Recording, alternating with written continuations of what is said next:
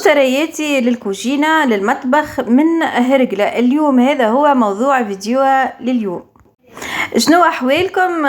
فيها الطقس سخون، إن شاء الله تكونوا بخير ونعمة وسلامة. حبيت هكا نشارككم فيديو اليوم يتمثل في شوية هكا مقتنيات من هرقلة، ومازلت باش نرجع لهرقلة باش ناخذ منها بقية مقتنيات تخص الدار ككل.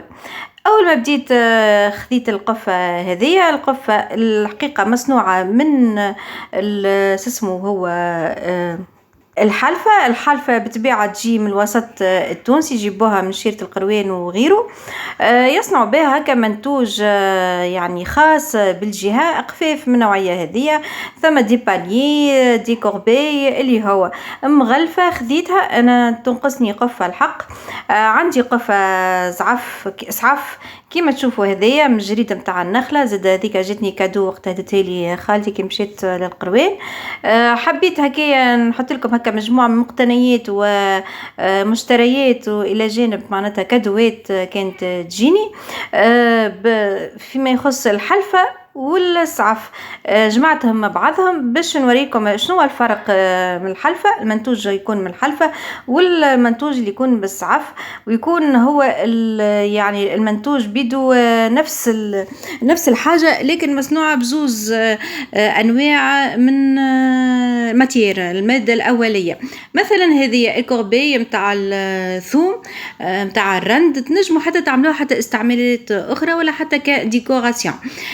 كيف هكا تتنافس مليح بالكدا وفيها كالغطاء هذيك لاصق في اليد متاعها. انا نحب الحاجات اللي فيها ليدين هكا ماهوش الحبل كيما الحبل متاع البحاره، لا عاملين الحبل منه فيه بالحلفه، كل شيء بالحلفه. بالنسبه للكوربيه هذه، بالنسبه للقفه ايكب كلها بالصعف سامحوني بالحلفه، ليدين بالحبل ومغلفة هكا بقماش بيه معناتها باش تهز فيها الخبز. بما انه زاد هاك الخبز توا ما عادش يحطوه في ساشيات غير منصوح به الجملة، نحطوه في حاجة كرتونية والا في قماش. شفتوا كيفاش حطيت هاك الكوربيه هذيك؟ نجموا نعلقوها هكا في مسمار ولا في معلق في مسترق كما الناس قبل، والا في المنشر والا في الكوجينه نستحفظوا على الثوم والرند، ما فيها باس. هنا القفه حبيت نوريكم زاد القفه هذيك كادو كانت جاتني من قبل. هذه المظله زاد شريناها من سوسه مع صعف بيها تقييم الشمس. ماذا بيه معناتها رجال ونساء الكل معناتها يستعملوها. ونرجعوا هكا الحاجات اللي كيف هكايا اللي تداوم وبالكدا. هذا كادو متاع عيد زواجي منذ هو بطبيعة زواجي معناتها منذ سنوات، ما يقارب على 12 سنة أو 13 سنة ما عادش نحسب. هذا معناتها كادو متاع عيد ميلادي، عيد زواجي الثاني معناتها منذ نقولوا 12 سنة. بالنسبة للأحجار أكرمكم الله، أنا عندي مهووسة بالحاجات التقليدية، وزاد كل بلاد نمشي لها نجيب منها هكا الأحجار كي يبدأ هكا يعجبني، خاصة حجار الصوان كما تشوفوا فيه 3 هذيك من بلدان مختلفة، من الجنوب ومن الساحل ومن الشمال الغربي. لميتهم وحطيتهم هكاك فوق بعضهم كما قبل كيف يمشيو هكا في بلاصة صحراء خالية ولا ديزير.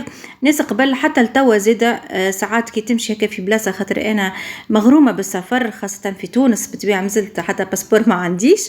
إن شاء الله نولي نسافر حتى خارج معناتها أرض الوطن ونمشي معناتها بلايص مزيانين نشاركهم معاكم، خاصة في قناتي الثانية بنت بوها. نرجع لحكاية الحجر. هذو معناتها كي نمشي كل بلاصة نلقى حجر هكا تعجبني، نجيبها معايا للدار نحطها كديكوراسيون. ذوكم 3 أنواع متاع حجر صوان حطيتهم فوق بعضهم كأمارة معناتها كي تمشي لبلاصة هكا ناس قبلش كيفاش كانوا يعملوا باش ما يذيعوش في الصحراء ولا في بلاصة خالية، يقمروها يحطوا هكا الحجر فوق بعضه باش كي تتمس الشمس وهما مروحين يشوفوها هكا يعرفوا منين يمشيوا منين يجيوا. قاعدة نوريكم دوريا في معناتها المقتنيات والكادوات وكذا، والفرق نقصد به الفرق بين الصعف أو الزعف والفرق مع اسمه هذاك الحلفة. هذه حجرة صوين، حجر تيمم متاع الوالد الله يرحمه وينعمه. هذيك السبحة زيد مستحفظة بها متاع الوالد الله يرحمه. بالمناسبة ألف ترحموا لي بالله على عمي، مازال كيف توفى ما عندوش برشا، إن شاء الله في جنات الخلد هو وعمي، هو وبابا يرحمه. ومماتي زادت توفوا من سنوات، بابا ما توفى من مدة قصيرة عنده عامين، والأيامات هذه توفى عمي الله يرحمهم وينعمهم، والحياة تستمر. واللهم اربط على قلوبنا والهمنا الصبر وجميل الصبر والسلوان. نرجع لموضوعنا اليوم. كنت قلت معناتها عندي مدة مشينا احنا والعائلة الكل لشيرة الساحل وعملنا جولة هكا في الساحل جميلة. تنجموا تتبعوا جولتنا على قناتي الثانية اسمها بنت بوها، ان شاء الله نخلي لكم اللين في صندوق الوصف. ونكملوا مع بعضنا المقتنيات اللي اقتنيتك. القفة هذيك خاصة بالمطبخ. حاولت باش نعدي لكم الحاجات اللي تخص المطبخ، بما انه القناة الزمن الجميل مع هدى هي قناة طبخ بالاساس، لكن قلت والله لما نشارككم البورتكلي هذه الحائطية حاملة مفاتيح جازة زادة، كما حبيت هكا نشارككم بلكشي تعجبكم الفكرة.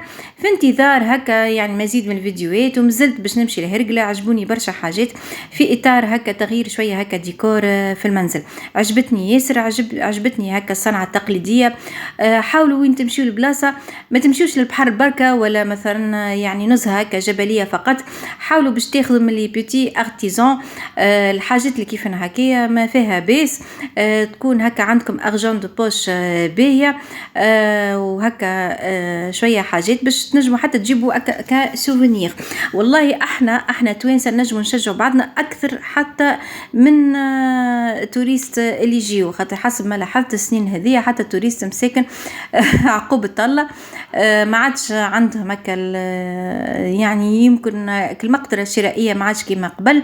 فاللي لاهين هذوما يعني أصحاب الصنعة هذه خاصة الحرف اليدوية أنا نشجعها ياسر وتعجبني ياسر، على خاطر كل ما نقتني حاجة يدوية تشدني برشا. تلقاني معناتها الحاجات الارتيفيسيال والحاجات الأخرى كواتات زرابة يعني قفف فيليات كلهم يضمع حلو، والكدوات اللي والحاجات اللي تجيني هكا مزعف ولا حاجات يدوية سبحان الله تنجم حتى تعيش معنا دهر بكله وتقورن.